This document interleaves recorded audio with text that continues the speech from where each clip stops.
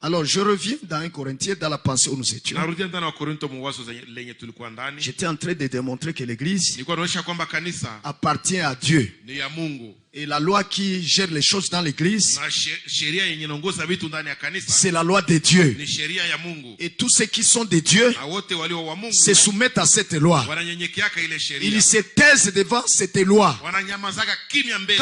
Quand la parole de Dieu a déjà dit une chose, ça règle tout, ça règle. Mais nous voulons encore avoir à dire, avoir à ajouter. Voilà qui rend notre vie spirituelle difficile à cause de cela. Parce que nous ne nous taisons pas. Nous n'arrêtons pas alors que Dieu, dans sa parole, a déjà dit ce qui doit être fait.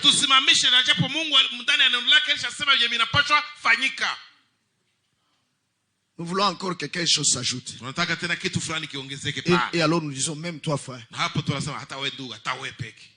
Même toi frère. Est-ce que tu peux supporter ça? Il ne s'agit pas du frère. Ça ne le concerne pas. Mais dites alors. Même toi Dieu. C'est comme qui dirait comme ça? Quand tu dis même toi frère, écoutez, la parole a déjà dit une chose sur cette affaire là. Mais tu reviens encore et tu dis même toi frère. Le frère qui t'a dit ce que la parole dit, tu dis même toi frère. Et donc simplement tu dis même toi Dieu. Est-ce que tu peux accepter ça? Parce qu'on t'a lu la parole. Parce qu'on t'a dit ce que tu dois faire selon la parole. Mais tu sursautes et dis même toi frère. Cette parole n'est pas la parole du frère. C'est la parole de Dieu. Toi, tais-toi. Soumets-toi. Et tu verras l'intervention divine.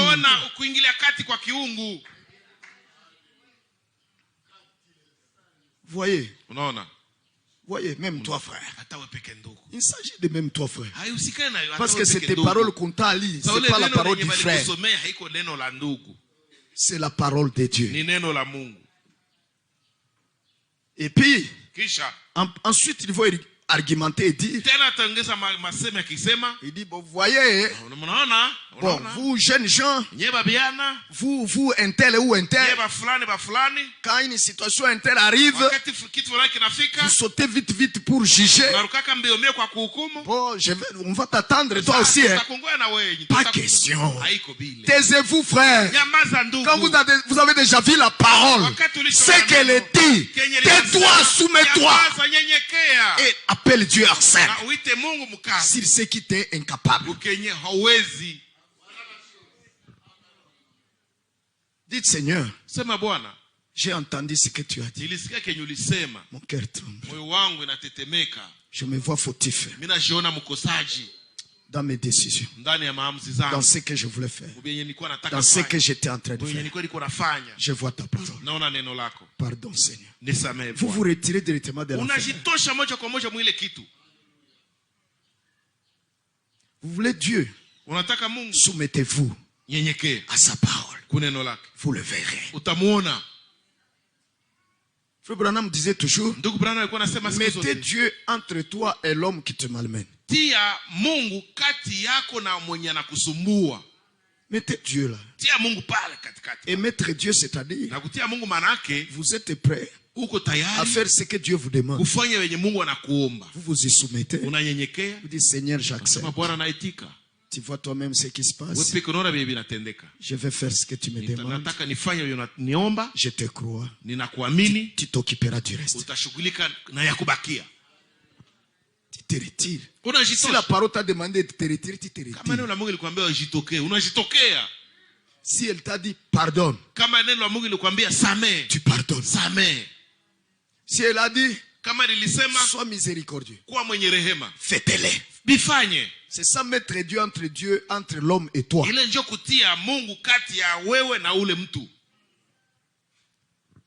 Oh mes frères, que Dieu nous aide.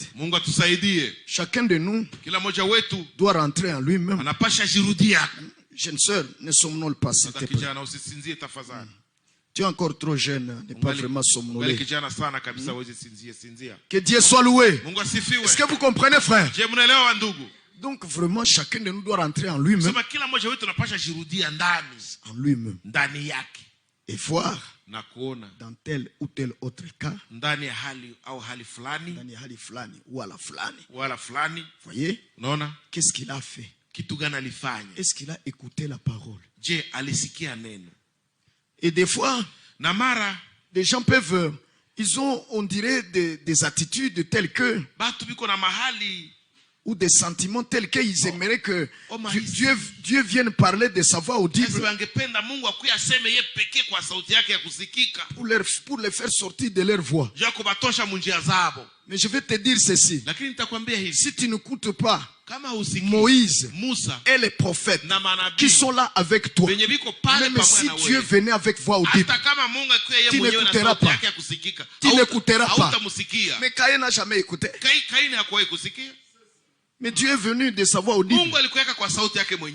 Ce n'est même pas Adam qui l'a exhorté. Mais Dieu est venu lui-même. Est-ce qu'il a écouté?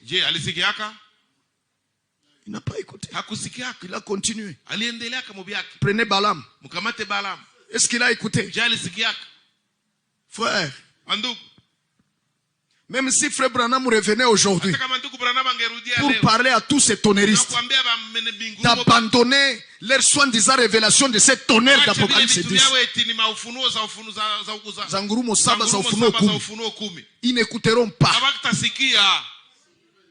Ils n'écouteront pas. Parce qu'ils ne l'ont même pas écouté de son vivant. Ceux qui enseignaient qu'il était Jésus dans la chair. Il les a exhortés. Ils n'ont jamais écouté. Même s'ils ressuscitent, ils n'écouteront pas. Donc s'il vous plaît, Dieu sait comment agir avec les gens. Il a sa manière de faire avec les gens. Et quand il a déjà choisi sa manière, soumettez-vous, ne cherchez pas une autre manière propre à vous, dont vous voulez que Dieu utilise. Prends celle qu'il a mis devant. Il a établi les anciens dans l'église et vous a amené dans cette église-là. Écoutez les anciens. Si vous ne les écoutez pas, vous n'écoutez pas Dieu. Le Seigneur a dit, je vous envoie comme le Père m'a envoyé. Qui vous écoute, m'écoute. Qui ne vous écoute pas, ne m'écoute pas. Alors Dieu ne viendra pas pour te parler à ta manière, pour t'exhorter à ta manière. Et il y a des gens obstinés qui ne s'écoutent qu'eux-mêmes. Quand il a déjà décidé de faire une chose, vous perdez le temps de lui parler. De telles personnes ne verront pas Dieu. Ceux qui verront Dieu, ils sont humbles, ils sont simples, ils écoutent, ils ont la sagesse d'en haut. Qui est, comme c'est décrit ici, comme c'est décrit ici, dans Jacques chapitre 3. Écoutez ce qu'est la sagesse divine. Celui qui en a, il vit ceci. Est-ce que vous y êtes? Verset 17. Oui. Veux-tu lire cela dans lui second fois?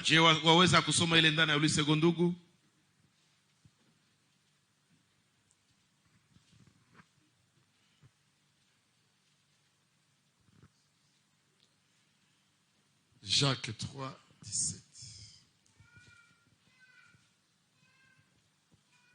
La sagesse d'en haut est premièrement pure, ensuite pacifique, modérée, conciliante, pleine de miséricorde tu lis mal, et de frère. bons fruits. Tu lis mal, frère. Lakini hekima itokayo juu Lis couramment. kwanza ni safi, tena ni ya amani, ya upole, tayari kusikiliza maneno ya watu, imejaa rehema na matunda mema, haina fitina, haina unafiki. Amen, amen, amen. Merci frère Clément, il a terminé. Amen. Merci beaucoup frère Jérémie. C'est bien livrement couramment, soyez là-bas. Et c'est bien parlé. Na inasemeka vizuri, inaandikwa vizuri. Là vraiment tu as encore modifié mal. Tu as modifié du mauvais côté. Que Dieu bénisse son nom de Jésus-Christ. Est-ce que vous comprenez frère? Tayari kusikiliza. Lakini hekima itokayo juu kwanza ni safi, tena ni ya amani, ya upole, s'il te plaît. ya upole, tayari kusikiliza maneno ya watu, imejaa rehema na matunda mema, haina fitina, haina unafiki. Que Dieu vous bénisse. Mungu awabariki. Rectifiez frère s'il vous plaît. Yorosha tena ndugu tafadhali. Tu as détruit vraiment en vouloir régulariser. Tafuta kutengeneza vizuri kuharibisha. Que Dieu bénisse son nom de Jésus-Christ. Est-ce que vous comprenez? Donc ce ne sont pas des personnes obstinées dans leur foi. Ils sont prêts à écouter les autres. Mais ils sont prêts à écouter. Ils sont prêts à écouter. Et nous les écouter. Daho nasio kuwasikia. Daho kutoka juu. Donc vous vous sentez trop. Et tu minimises tout ce que les autres peuvent dire. Tu les écoutes orgueilleusement.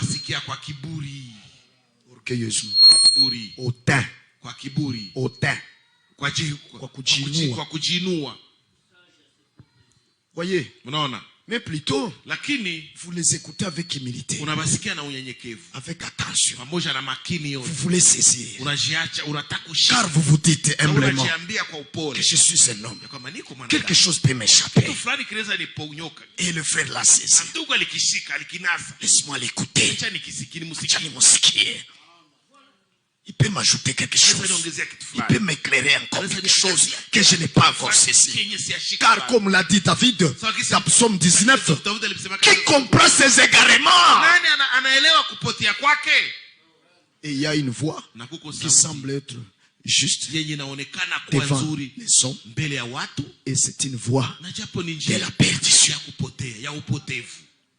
C'est pas pour rien que Dieu a donné à chacun une capacité par sa grâce et que l'autre ne peut pas avoir. C'est pour que nous puissions nous édifier, nous puissions nous compléter. Que Dieu soit loué. Que Dieu soit loué. C'est ça la sagesse d'en haut. Vous ne vous écoutez pas vous-même. Vous écoutez les autres. Vous prêtez oreille pour écouter humblement, avec intérêt et amour. Et vous regardez l'autre meilleur que vous-même. Les hommes grands, ils se considèrent toujours petits. Les hommes petits pensent être grands. Certainement. Certainement. Vous comprenez, frères et sœurs? Oh, excusez-moi. Donc, j'étais en train de vouloir démontrer que l'église, c'est une propriété du Seigneur seul. Et si vous êtes de cette église, vous vous soumettez à l'ordre divin. Taratibu ya Mungu. Dans son église, vous vous soumettez à la parole de Dieu qui garde cette église, qui gère cette église et dont cette église est soutien et colonne. L'église est le soutien et la colonne de la parole de Dieu qui est la vérité. Tous ceux qui sont de l'église, ils soutiennent la vérité. Ils défendent la vérité. Ils se soumettent à la vérité.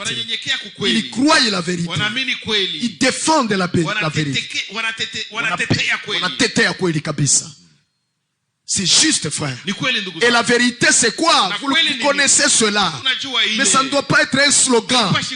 Ça doit être esprit et vie en nous. Nous devons avoir cette nature-là. Amen, amen. Que la parole qui est esprit et vie uzima. Ni neno na.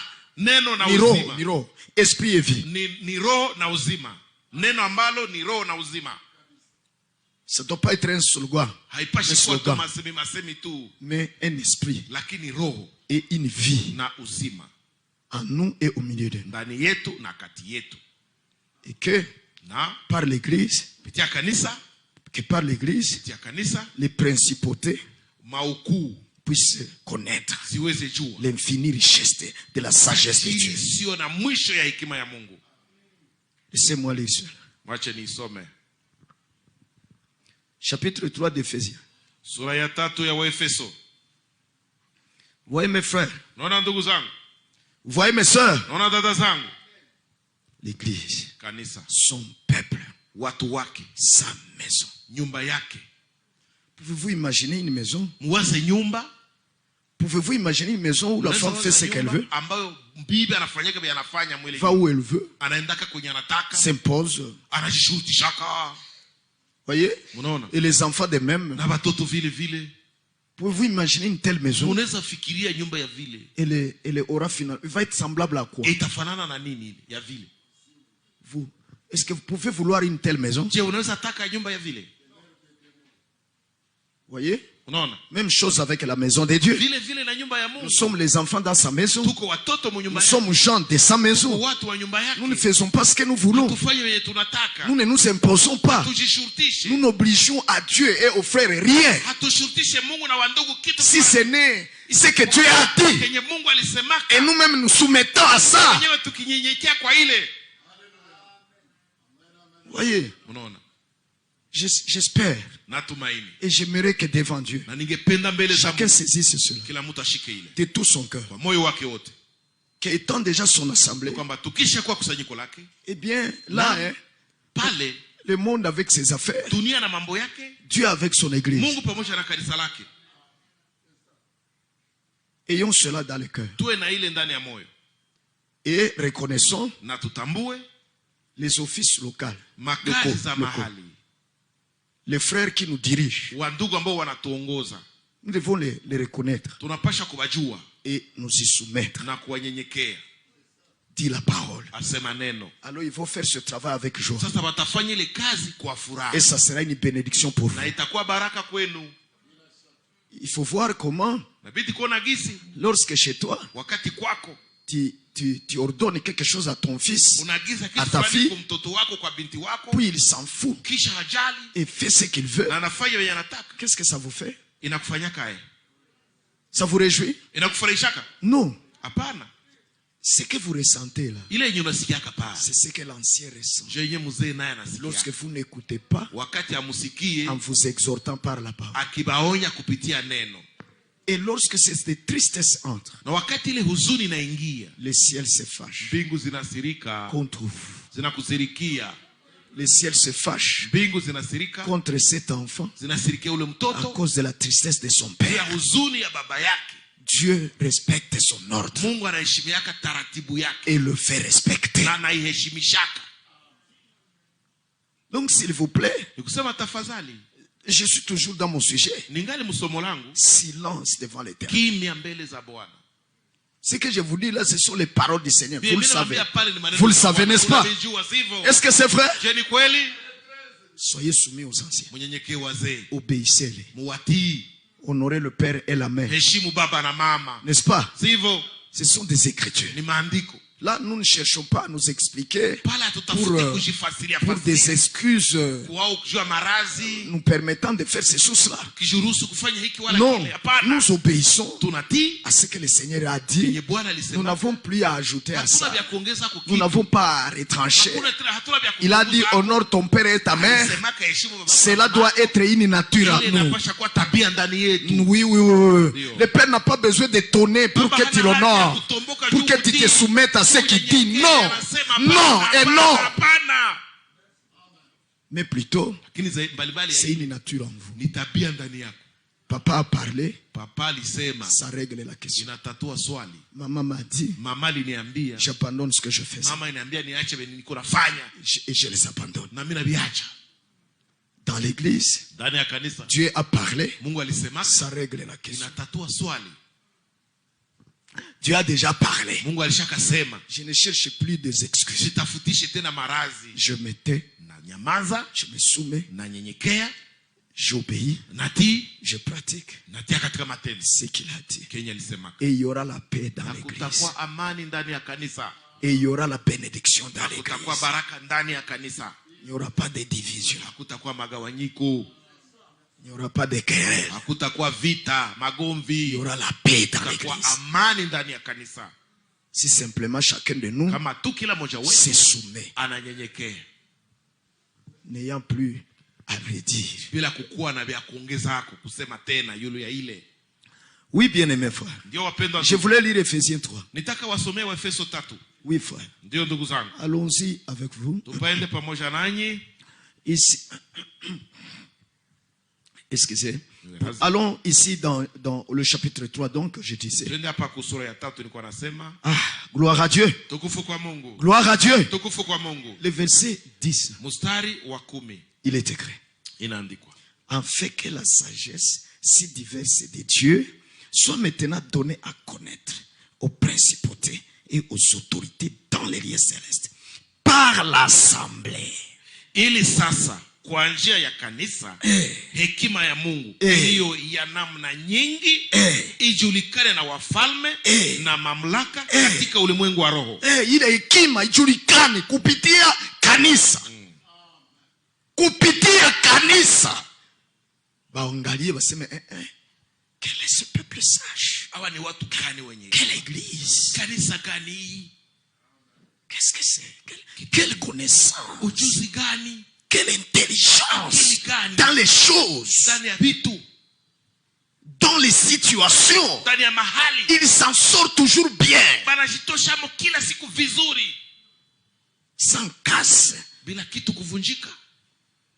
Sans casse. Pourquoi? Ils écoutent Dieu.